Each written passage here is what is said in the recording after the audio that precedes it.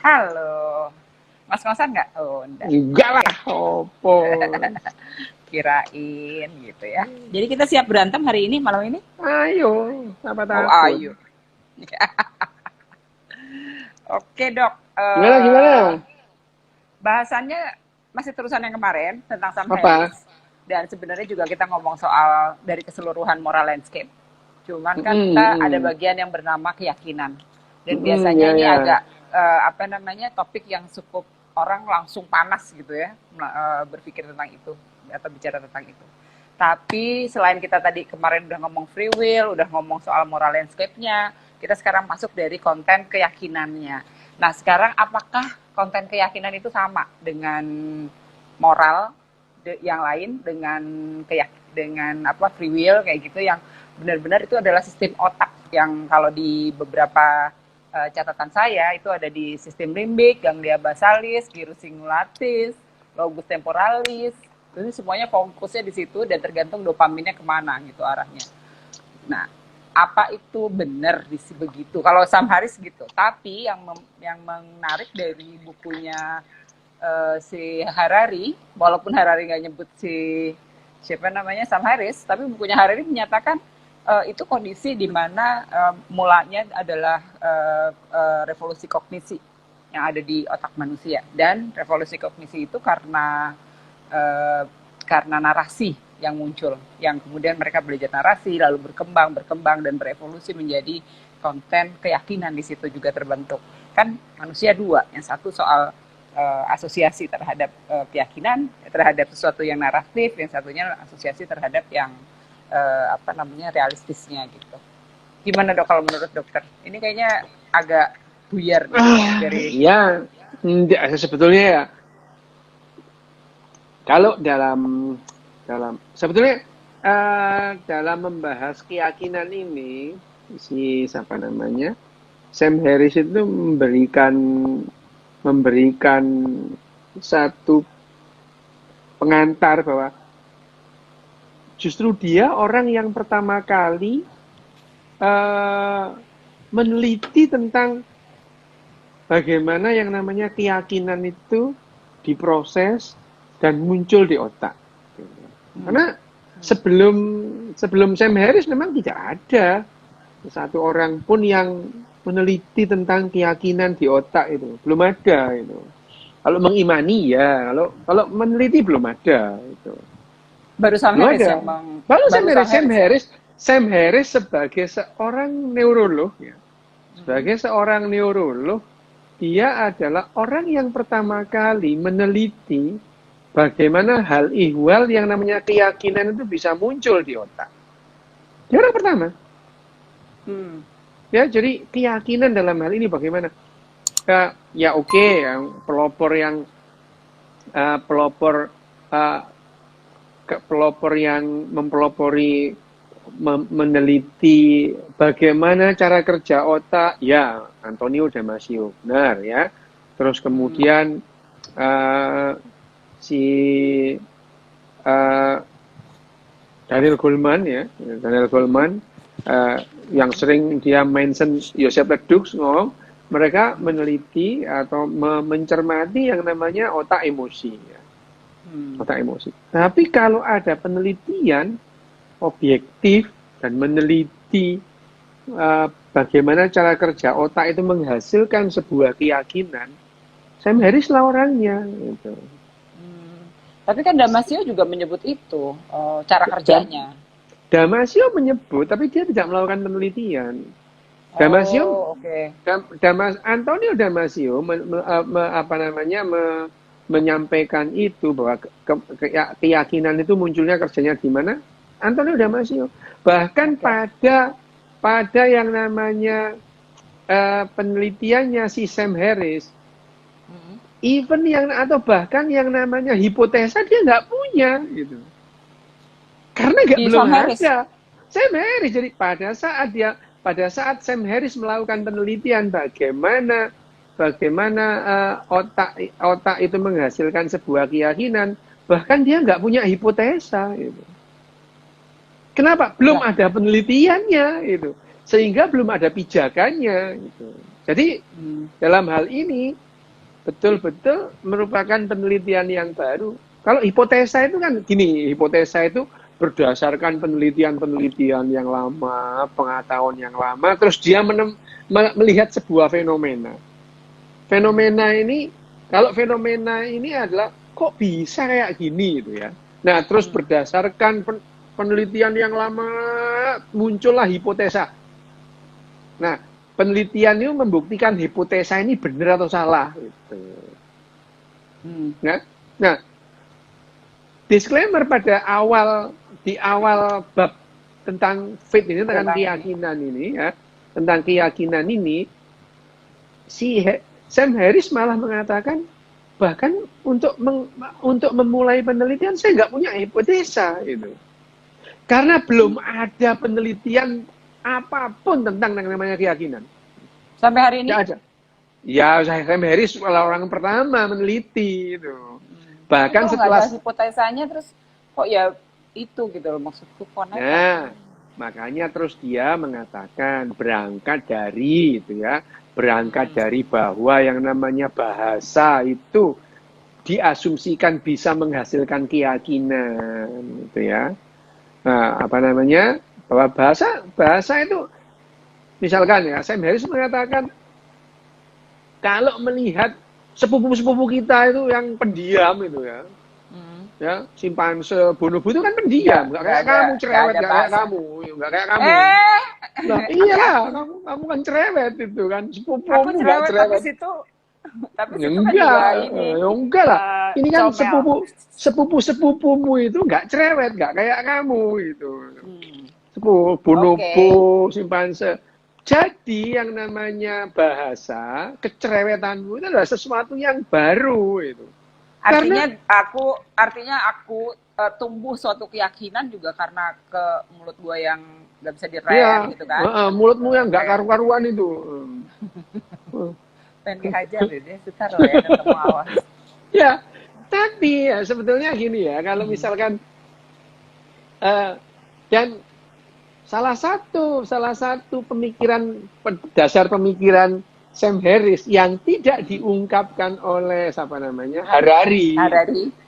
Justru keyakinan ini yang membuat manusia itu lebih bisa survive ketimbang homo yang lain itu. Gitu. Ya. Jadi memang pertama kali itu yang dia pikirkan. Harari mikir begitu sehingga tapi dia juga nggak mau ngambil langsung dari Sam karena mungkin ada hipotesa. Nah, dia nggak suka memang dengan penjelasannya Sam Harris kalau si Harari ini gitu. Harari memang nggak suka dengan penjelasan Sam Harris. Makanya kalau penjelasan Sam Harris bukan bahasanya itu sendiri, bukan narasinya itu sendiri itu yang membuat manusia itu lebih dominan ketimbang homo yang lain, dan kemudian akhirnya dia bisa menggusur homo yang lain gitu. Meskipun ya tidak dimaksudkan, Homo sapien tidak pernah ingin membuat homo-homo yang lain punah, ya kebetulan aja yang mereka lebih goblok gitu ya.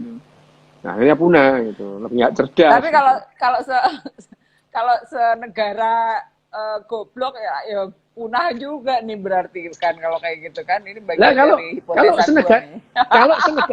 kalau senegara goblok itu akan memberikan advantage untuk negara lain menguasai gitu. Jadi orang yang goblok ini, yang orang bedes-bedes yang goblok akan dieksploitasi oleh bedes-bedes yang nggak goblok-goblok banget gitu.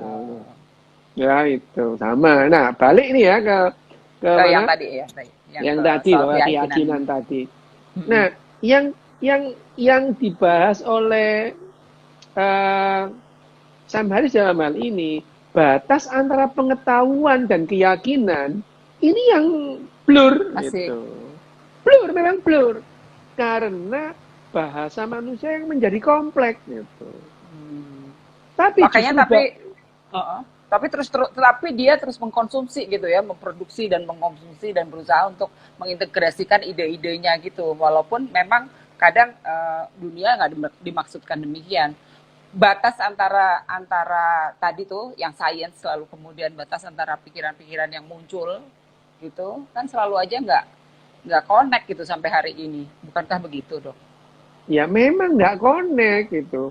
bahwa keyakinan itu tidak harus keyakinan itu terus kemudian sesuai dengan kenyataan. Tidak harus gitu. Ya, keyakinan misalnya di bukunya Sam Harris dijelaskan apa yang membedakan antara pengetahuan dengan keyakinan pada saat seseorang bilang Presiden Amerika yang pertama adalah George Washington gitu. Ya.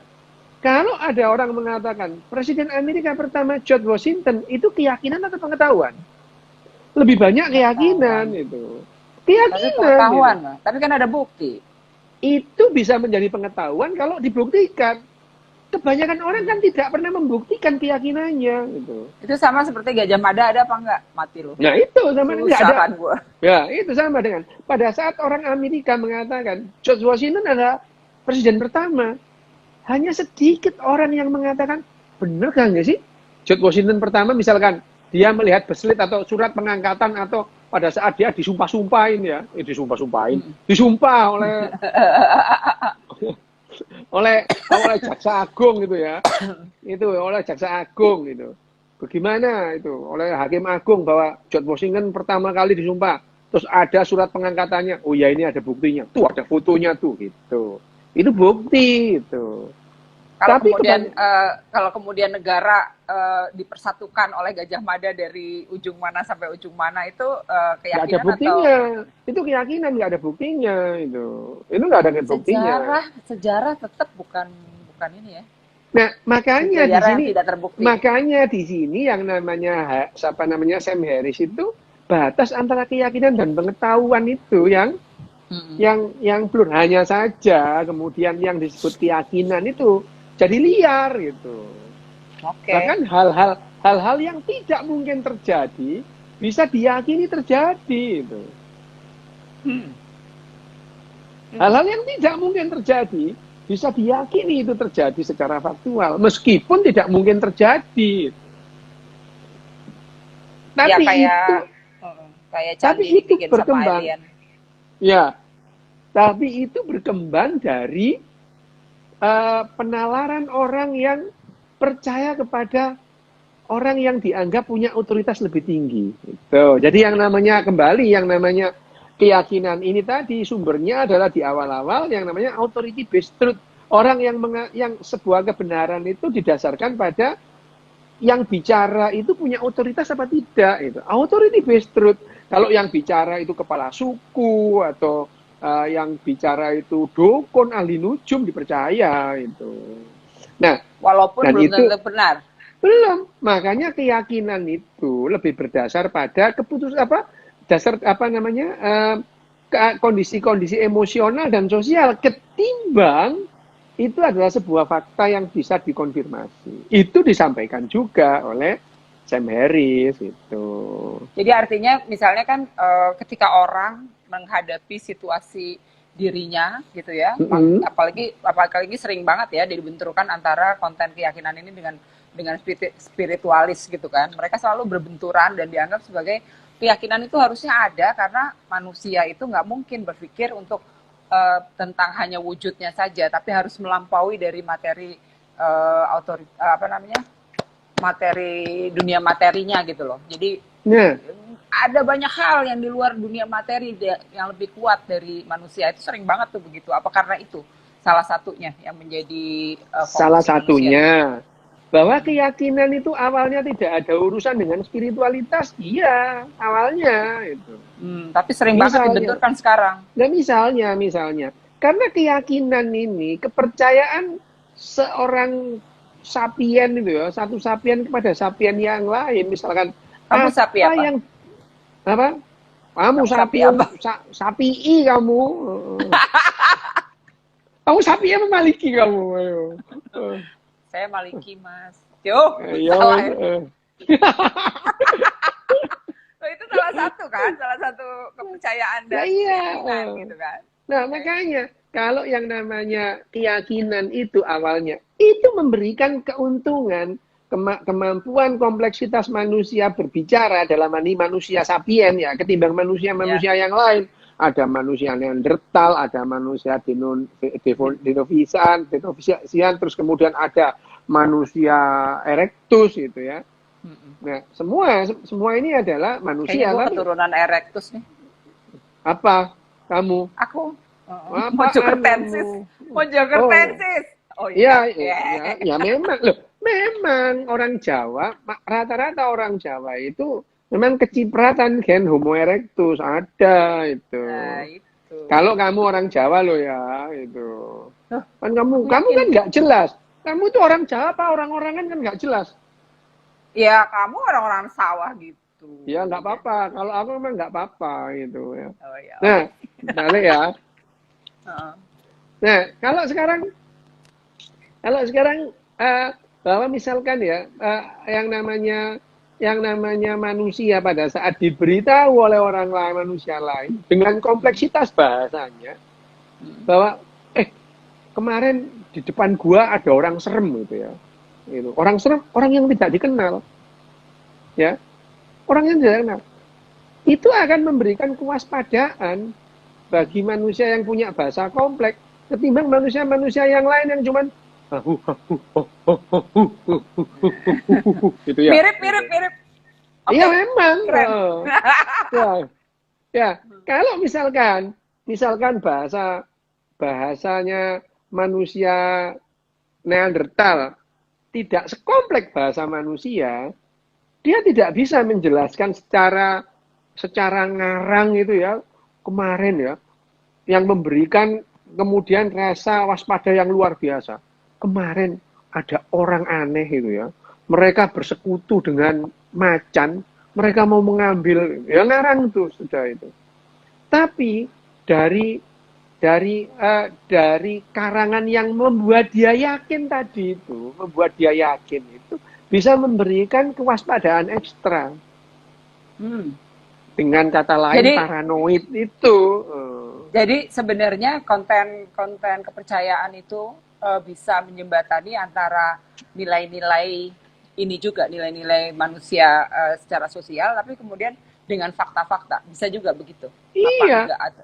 Apa memang tapi begitu? yang lebih unik adalah yang namanya keyakinan ini akhirnya bergeser.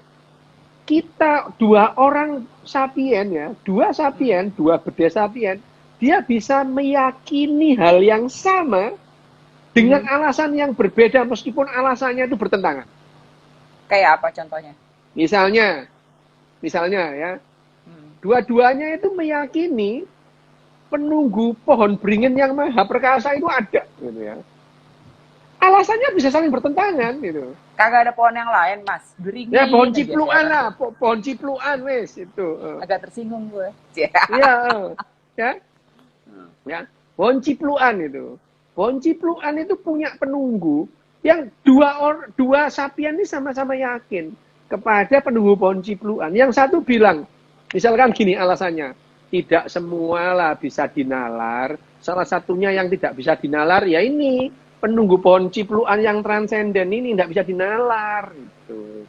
Yang satu bilang, loh, yang namanya penunggu ini logis banget. Coba, ini alasan yang bertentangan gitu.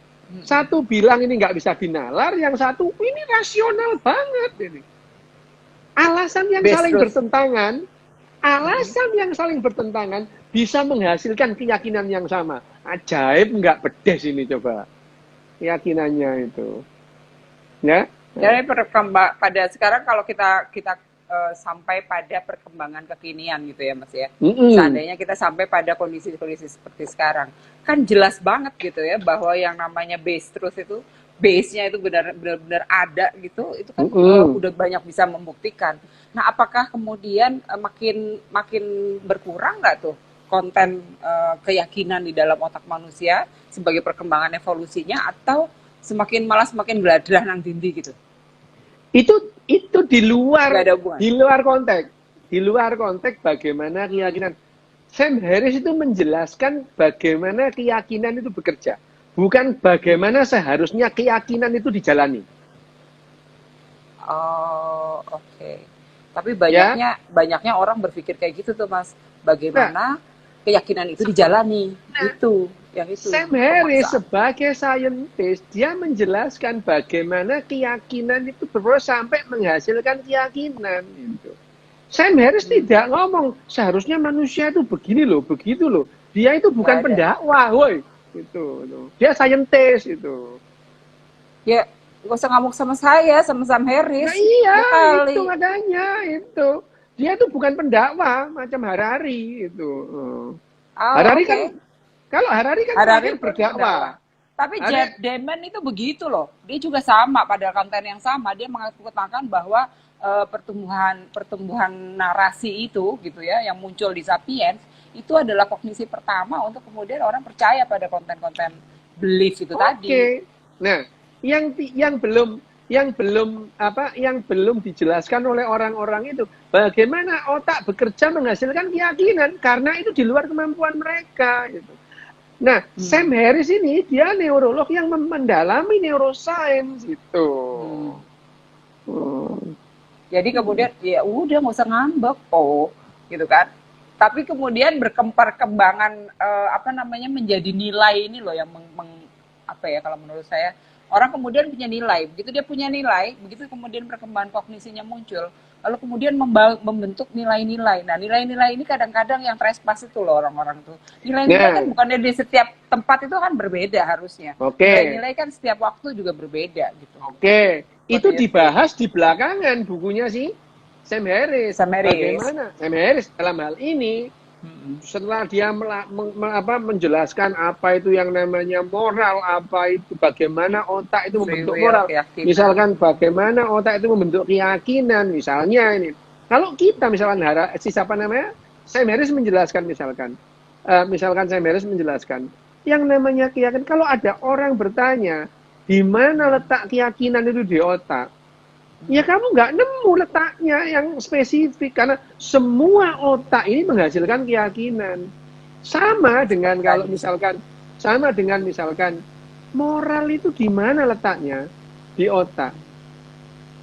Di seluruh otak itu ada moral. Memang ada pusat-pusat yang memicu moralitas itu bekerja, tapi moral seseorang dihasilkan otak yang bekerja bersama pada semua bagiannya. Moral seseorang tidak akan muncul kalau seandainya misalkan batang otaknya nggak bekerja gitu. Atau Ya, ya misalkan pasti. talamusnya nggak bekerja. Jadi semua Secara moral keseluruhan. orang itu selalu karena otak itu bekerja bersama-sama. Jadi kalau kita menanyakan di mana pusatnya moral di otak, tidak ada pusat moral di otak. Semua otak itu kalau bekerja sama Menghasilkan. menghasilkan moral. Itu bandingannya Sam Harris menjelaskan. Sama, kamu mengatakan di mana letaknya bahwa yang namanya perahu itu bisa berlayar. Hmm. Ya semua Oke. bagian itu. Perahu tidak akan bisa berlayar kalau tidak ada lunasnya. Perahu tidak bisa berlayar kalau tidak ada tiangnya. Itu. Jadi di mana pusat bisanya berlayar sebuah perahu? Ya perahu itu sendiri. Perahu itu disusun itu dalam perjalanannya. Otak juga gitu ya. Nah, Secara keseluruhan. tapi ada hal-hal yang kemudian bisa diamati secara visual melalui MRI atau PET scan. Kalau Hmm. seseorang itu keyakinannya itu menebal, kalau kemudian ditanya, misalkan ya, dengan kuesioner Hmm. ditanya George Washington itu presiden pertama apa bukan, gitu ya. Hmm. Nah, dia seyakin-yakinnya berani, yakin dia bahwa yang namanya George Washington itu Hmm. presiden Amerika Presiden pertama. pertama. Oke. Nah, Walaupun dia melihat, belum pernah baca belum faktanya pernah, misalnya. Oke. belum pernah. Pada saat dia mengatakan seperti itu, nah ada daerah-daerah yang berpendap, misalkan prefrontal cortex yang bagian medial. Terus kemudian bagian limbiknya juga berpendar. Benar. Bahkan bagian-bagian yang lebih primitif, batang otaknya pun berpendar juga itu. Jadi yang namanya keyakinan ini melibatkan banyak tempat di otak itu. Tapi berpendarnya Meskipun ya beda. berbeda, Hmm. meskipun level-levelnya itu juga berbeda. Keyakinan pada sesuatu fakta yang sudah pernah terjadi itu berbeda pada saat dia itu yakin kepada sesuatu yang tidak pernah terjadi sekalipun. Gitu. Hmm. Dok, itu biasanya orang mengasumsikan dengan orang-orang yang dibagi dua gitu ya, walaupun sebenarnya kan hidup tidak hitam putih, liberalis sama konservatif gitu. Biasanya kan gitu tuh. Ketika orang punya keyakinan yang dipikirkan yang sebenarnya tidak dengan fakta atau tidak sesuatu yang pernah dia lihat, tapi kemudian diasosiasikan di otaknya dengan begitu berkembang, orang biasa bilang bahwa amigdalanya tebel gitu ya, lalu kemudian prefrontal cortexnya tidak cukup bekerja dengan baik. What do you think soal itu? Orang sering kali membenturkan dengan itu tuh. Ya, yang pertama eh, orang itu, nah di buku ini juga sebetulnya orang itu lebih sering melebih-lebihkan sesuatu ngomong pada saat dia tidak kompeten itu. Ya, ngomong hipotalamus ya, ngomong hipokampus, ngomong insula, barangnya aja nggak pernah lihat dia itu. Iya. Belajar juga nggak pernah itu ya.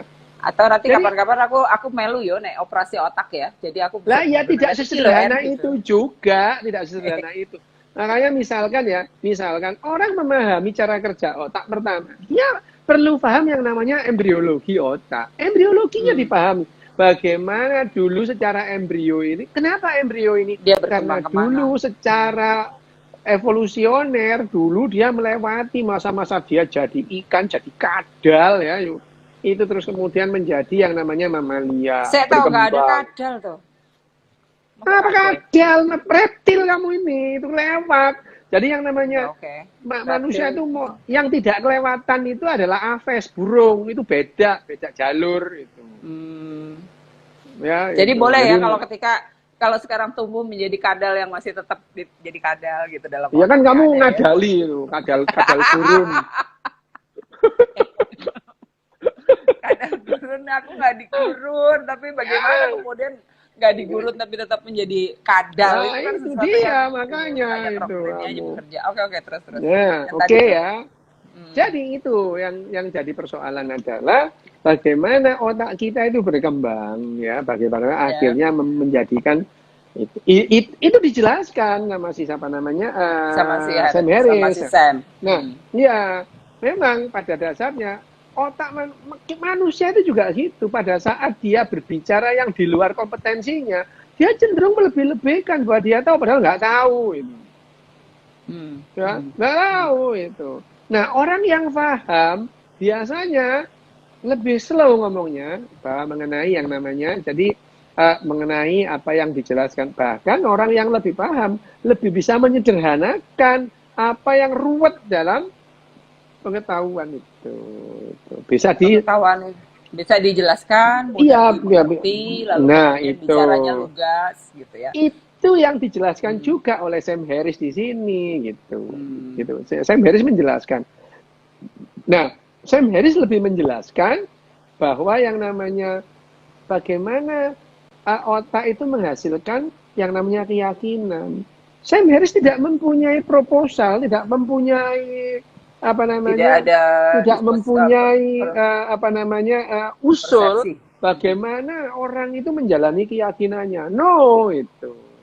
Dia nggak sama dengan Richard Dawkins ya, itu beda itu. Agak memaksa. Nah, aku agak bersinggungan sedikit dengan Richard Dawkins. Kalau Richard sih bahagia bener gitu kayaknya ya soal God Delusion. Kalau Richard Dawkins itu memang dia berdakwah itu. Dakwah dia. Kalau Sam ini enggak. Bahkan dia tidak walaupun di bukunya awal-awal dicerita soal ini kadang-kadang begini benar atau salah, baik atau buruk gitu ya, tapi dia hanya mencontohkan ya. Dia hanya mencontohkan tapi tidak mengambil asumsi apapun.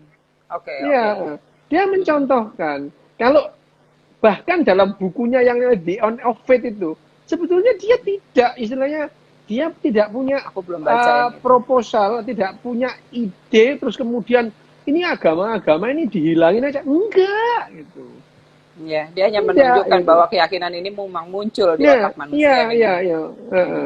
Ya, beda. Meskipun ya mereka itu kalau menjadikan bekerja sama itu keren banget ini kalau mereka berdiskusi antara Dawkins terus kemudian Sam Harris. Harris itu sama Daniel Dennett. Wah, keren banget diskusi mereka gitu ya. Mm-mm. Hanya Ada saja sih yang mereka ada yang berbeda. diskusi dengan Daniel Dennett sih, memang ada. Ya, ya. Tapi Hanya saja Sam Harris ini karena dia ini seorang neurolog, ahli saraf ya, neurolog dan mendalami neuroscience gitu. Jadi dia menjelaskan secara rinci mengenai neurologis. mekanisme bagaimana otak ini menghasilkan yang namanya ini keyakinan. Nah, di ujung buku ini nanti dia menawarkan sesuatu ya, dia propose, dia menawarkan sesuatu untuk menghadapi kehidupan ke depan gitu. Ya. Dia tidak punya proposal untuk orang itu menghilangkan keyakinannya. No, gitu. Even bahkan di dalam bukunya yang pertama yang namanya The End of Faith itu, dia tidak punya proposal bahwa yang namanya ini nggak usah dipakai aja, bukan gitu. Dia hanya menjelaskan bahwa ada kesenjangan dan antara fakta-fakta dan nilai-nilai ilusi yang dan akhirnya kehidupan kita ini akhirnya di saat ini tidak ada sih faith itu gitu. Dia hanya menjelaskan bahwa di bukunya yang pertama The End of Faith itu terbenamnya atau tenggelamnya keimanan itu dia mengatakan bahwa ini loh yang terjadi di otak manusia dan kemudian apa yang terjadi sekarang gitu. Tapi dengan fakta yang ada seperti itu pun orang masih marah ya, masih banyak sekali yang marah. Judulnya provokatif memang judulnya. Tapi Sam Harris tidak sama dengan Richard gitu. Tidak sama.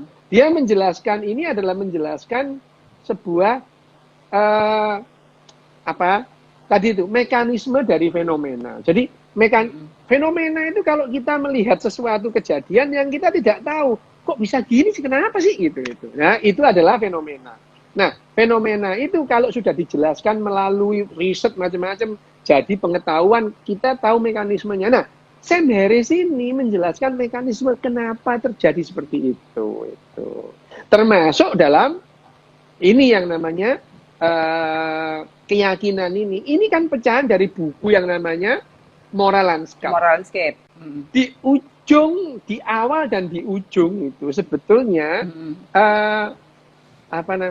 si Sam Harris itu menawarkan, justru memberikan proposal, penawaran bagaimana kita menghadapi kehidupan ke depan supaya lebih nyaman, lebih sehat, lebih bahagia.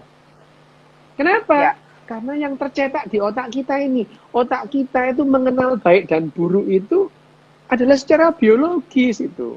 Moral itu juga tertanam secara biologis. Keyakinan pun tertanam secara biologis itu. Nah, dengan rangkaian seperti ini, bagaimana kita mempunyai moral landscape yang baru, yang bisa diterima lebih universal ketimbang moral-moral yang lain. Itu penawaran. Penawaran. Dia hanya mengajukan proposal itu ya, semacam proposal itu. Jadi kalau kemudian kita sampai pada pertanyaannya si Harris yang di dalam kata-kata buku ini nih ya, yang The Moral Landscape ini, bagaimana kemudian sains bisa bertanggung jawab pada nilai manusia, nilai value-nya. Memang yang membentuk kita nilai itu adalah pada saat kita berhubungan dengan individu lain gitu.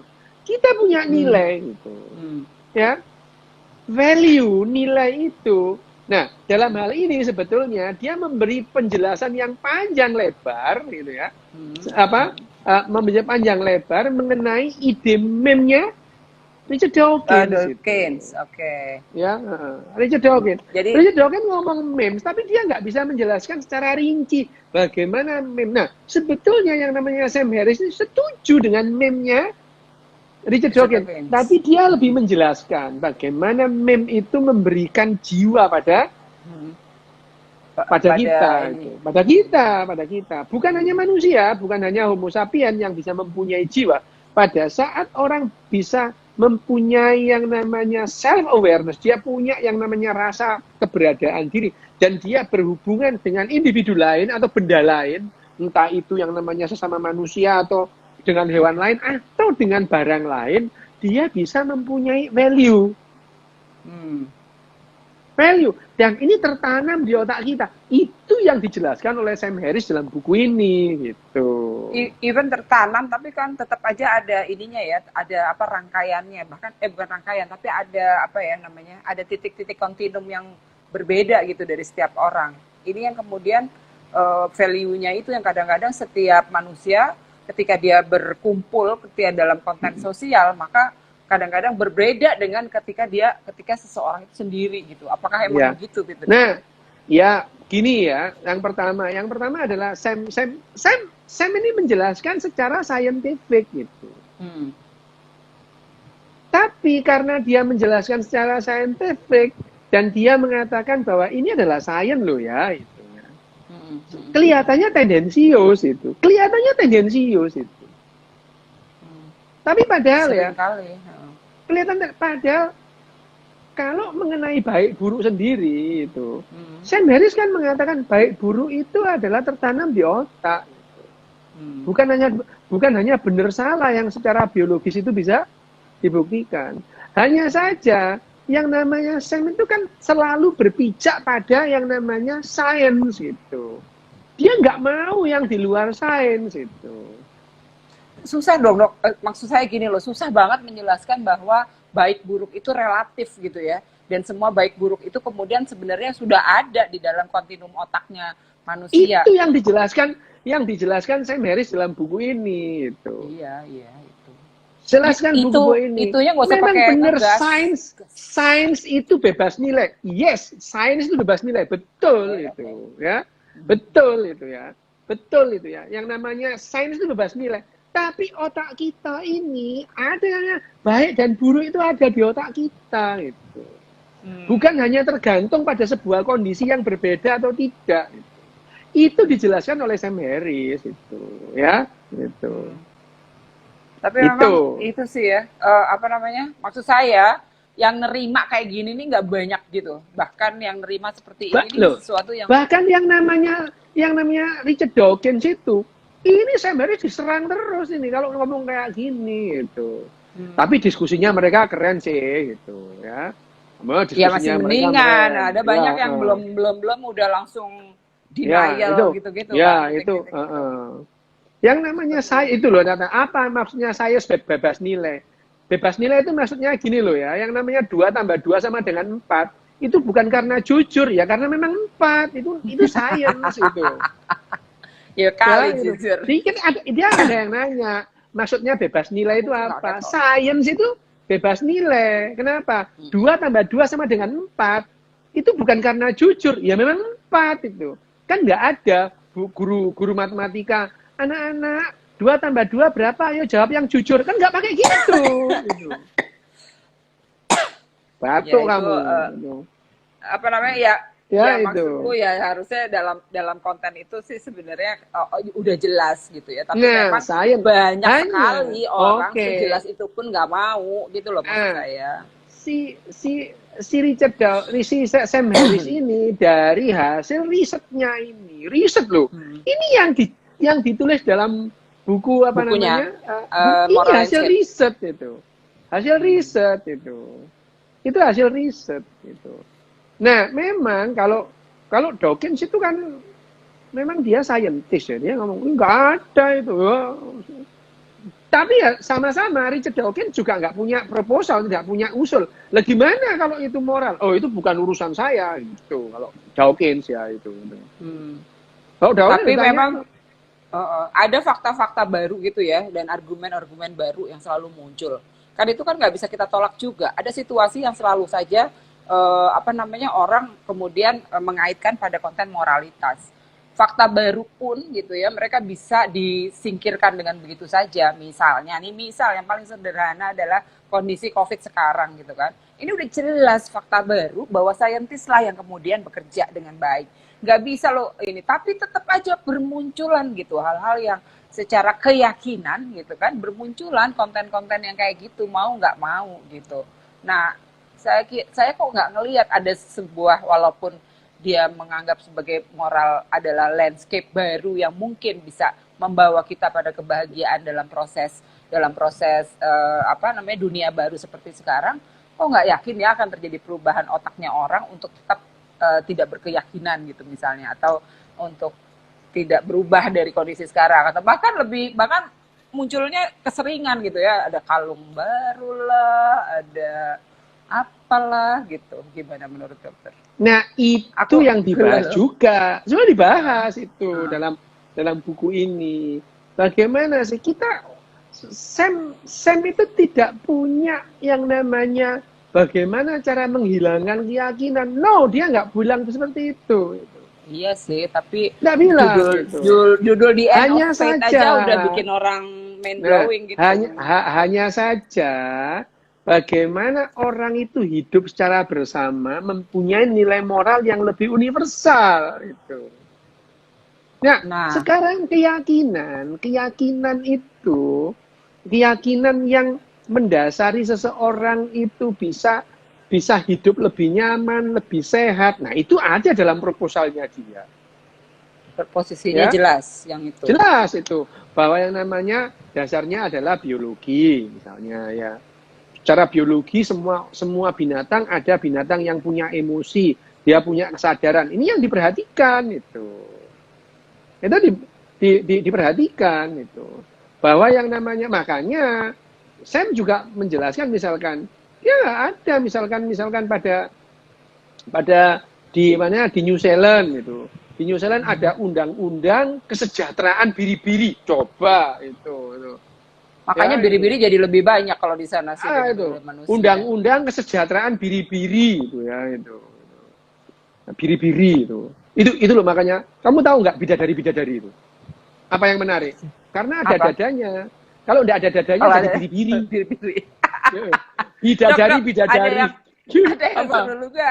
Kalau di Belanda tuh temen gue tinggal di Belanda, dia bilang gitu, yang pertama yang harus kita perhatikan adalah anak. Jadi kalau misalnya anakmu hilang atau apa, salah orang tuanya, itu udah pasti.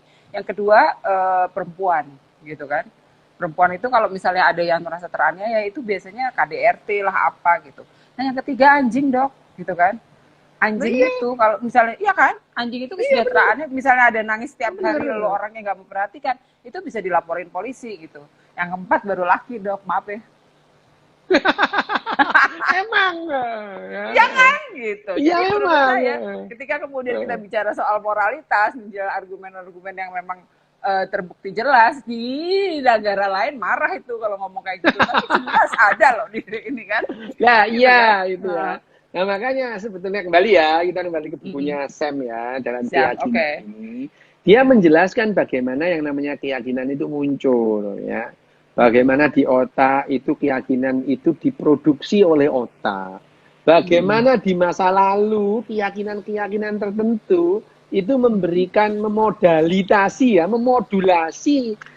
survivability, survivability yang namanya Homo sapien itu bisa survive ketimbang saudara-saudara dari Homo yang lain ya.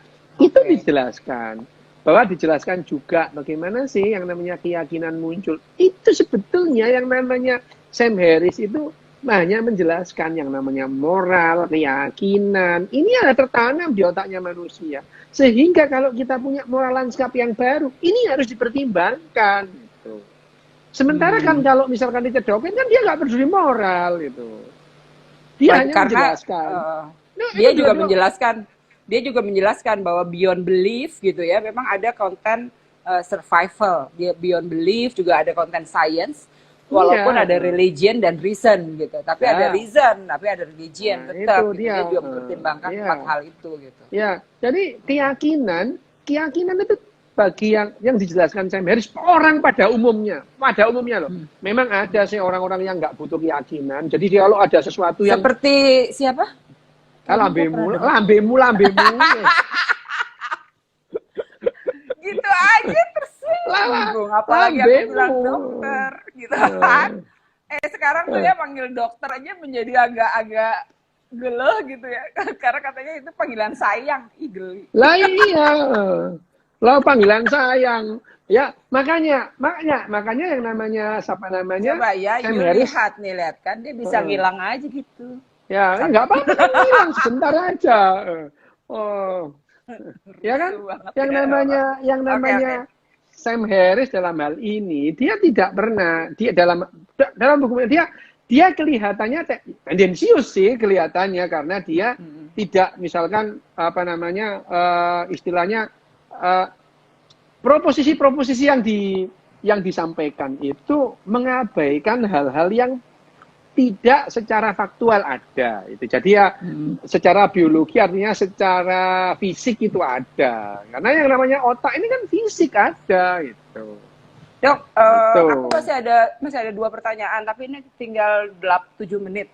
Yang pertama aja deh, apakah benar gitu ya? Kan kadang-kadang kemudian ketika keyakinan lalu kemudian ada dogmatism gitu ya. Dalam perspektif dogmatism, apakah benar dogma-dogma itu akhirnya memperlambat konten frontal cortex kita menjadi lebih lemah sehingga narasi-narasi itu bisa bikin lebih apa ya? Bisa lebih tidak kurang analisis gitu otak kita itu satu. Terus yang kedua, udah deh yang terakhir aja ya sebelum kita berakhir gitu kan karena ini 7 menit. Anda gimana? Posisi Dokter Yu sendiri gimana gitu soal apakah memang sains memang harus dipertimbangkan dalam konten moral landscape ini tadi? Oh iya, jelas bahwa yang Hmm. namanya sains itu dipertimbangkan, iya, ya, Hmm. ya, bahwa sains itu harus dipertimbangkan. Oh iya, memang benar karena sains ini dari awal sampai akhir yang namanya Sam Harris itu Hmm. menjelaskan ini semua scientifically, gitu, ya. Bahwa yang Oke, namanya oke. baik buruk itu bisa dijelaskan secara saintifik. Bagaimana otak kita tertanam di otak kita mengenai baik buruk itu, Hmm. ya. Hmm. Hmm. Baik buruk karena ini secara evolusioner itu Hmm. memang bisa mengarahkan perilaku individu dan perilaku kelompok itu menuju sesuatu yang Yang lebih lebih. sehat, Hmm. gitu. Itulah Ya, kenapa itu. kemudian. Hmm. Nah, Nah, itu. tapi tadi yang soal dogmatis tadi gitu, ketika dogma itu muncul, eh apalagi analisisnya adalah orang-orang yang karena keyakinan lalu muncul dogma-dogma tersendiri. Kalau kemudian aturan-aturan main yang dianggap sebagai religius atau sesuatu yang lebih religius itu moral atau ya moral baik walaupun itu kejahatan misalnya kan ada tuh di kitab-kitab yang dianggap suci bahwa bunuhlah orang yang berbeda denganmu itu kan sesuatu yang menurut saya bukan moralitas gitu tapi dianggap sebagai sebuah moral tatanan moral Ungkapan seperti itu pernah menjadi kekuatan manusia, hmm. Hmm. kekuatan kelompok. Kalau tidak Hmm. pernah ada narasi-narasi seperti itu, tidak akan ada orang yang rela membunuh orang lain misalkan. Bagaimana seorang seorang misalkan ini ya, seorang Hmm. Indonesia itu, warga negara Indonesia, misalkan gitu ya, warga negara Indonesia tahun 1945, tanggal 17 Agustus jam 5 sore gitu ya. Hmm. Hmm. Indonesia ini baru ada 8 jam gitu ya.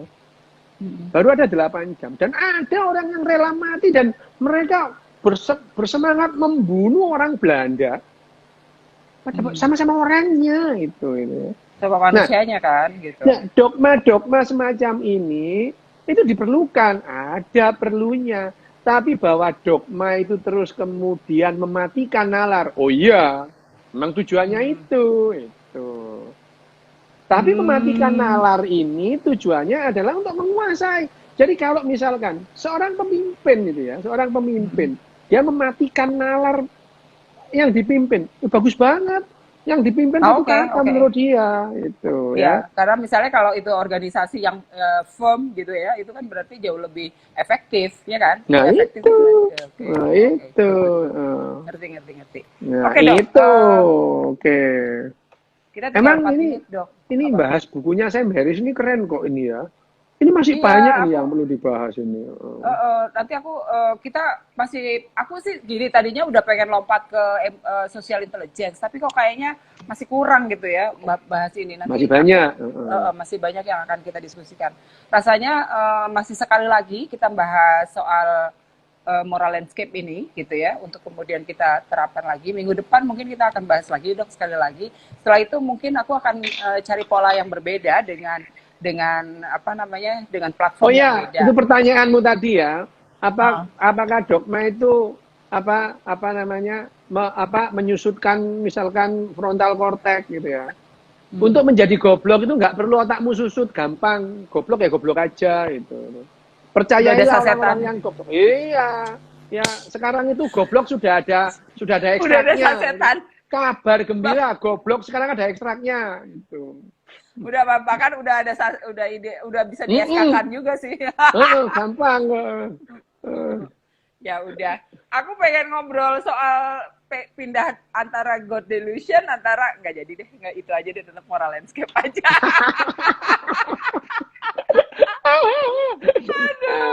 Rahasia pokoknya Makanya. nggak boleh disebut ya. Tapi anyway, saya tadinya benar-benar pengen ngomong soal udah pengen lompat ke social intelligence karena beberapa teknik kita antara emotional intelligence, lalu kita belajar soal Samaris dengan moral landscape-nya, tapi rasanya kok belum cukup gitu ya, sehingga ketika kita nanti masuk ke social intelligence, kita masih perlu konten lebih memahami dalam konten moral Ya, landscape ini. Karena itu, yang moral landscape ini kan masih 5 menit lagi, masih lama itu. Kan kita oh iya mulainya deh, kan, telat, kamu bener lupa ngapain? aku. Yang namanya moral landscape ini buku bagus sebetulnya. Cuman memang bahasanya itu jelimet, ya. Dan Iya ini buku memang. yang Dan berat. kayak orang marah juga. Ini buku yang berat sih sebetulnya. Tidak mudah orang memahami cara kerja otaknya itu.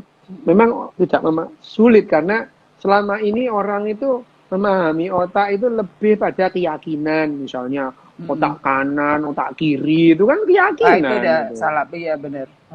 Ya, bagaimana Tapi otak itu bekerja, ada ego, super ego, dan itu dibahas itu. Dan orang yang nggak paham, misalkan ahli senam itu membahas otak. Kalau kita senam, otak kita yang bekerja ini kayak ngerti-ngerti yo gitu loh ya itu. Ini juga yang membuat itu.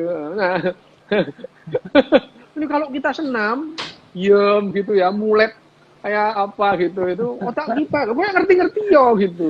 delay. Bahas otak lah iya gitu ya. Otak itu ada otak simpatis, parasimpatis loh. Kamu itu lo ngomong apa sih gitu.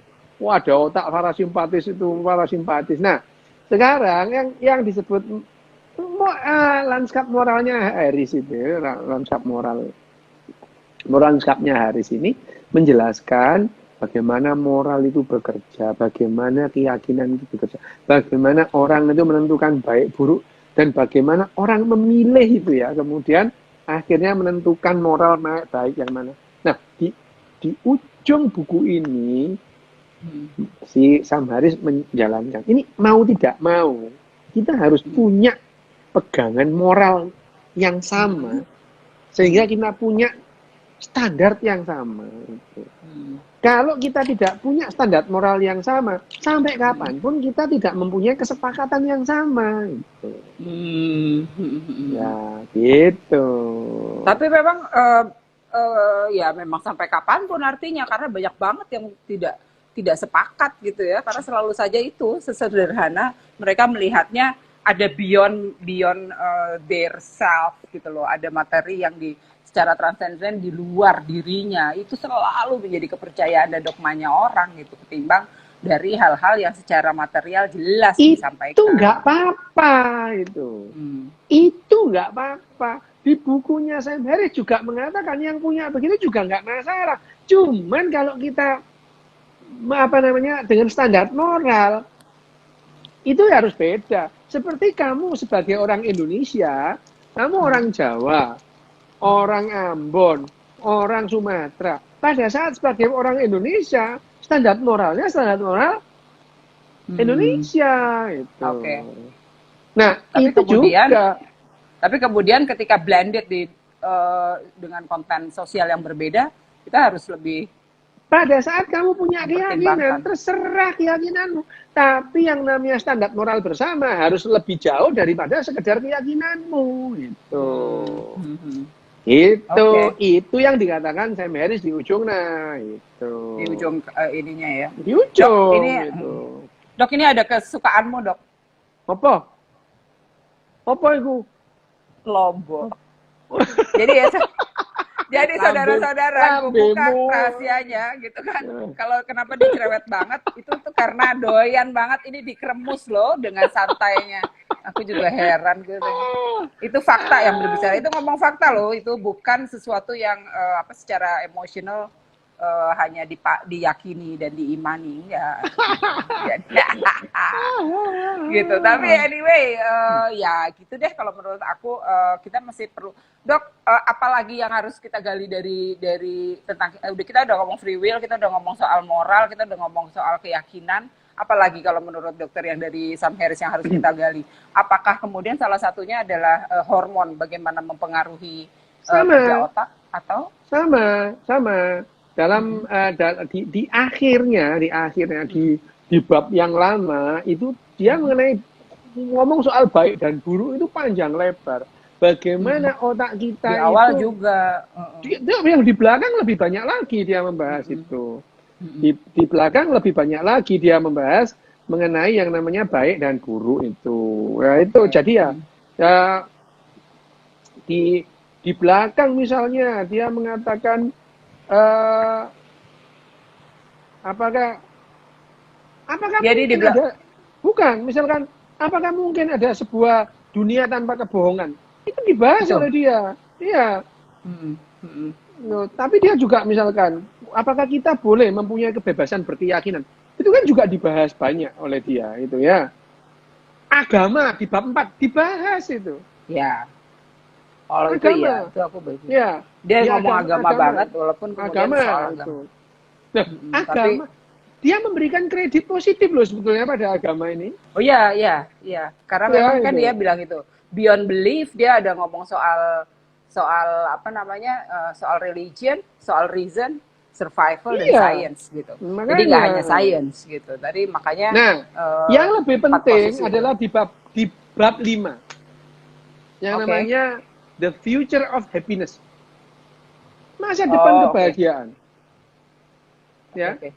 Masa depan kebahagiaan di bab 5 itu. Ya, itu itu bagus banget dia membahas bahagia itu. Bagus Kita banget. bahas itu minggu depan. The Boleh Future itu. of Happiness, jadi khusus yang bab 5 karena memang hari ini lebih banyak misalnya beyond belief tadi. There is Ya. a belief, but beyond belief kita tahu ada beberapa posisi yang dia tunjukkan gitu ya. Ada science, religion, reason kayak tadi ya, dan kemudian Hilang juga Seven soal DC, Seven romantis. DC. Di save DC Oh ya hilang wes, itu. oke. Oke, kalau gitu thank you Dok, sampai jumpa dan menurut saya oke, see you later minggu depan tentang beyond belief. Bukan Oke, tentang itu happiness. Oke ya Dok. happiness. Oke. Bye bye dear semuanya. Bye.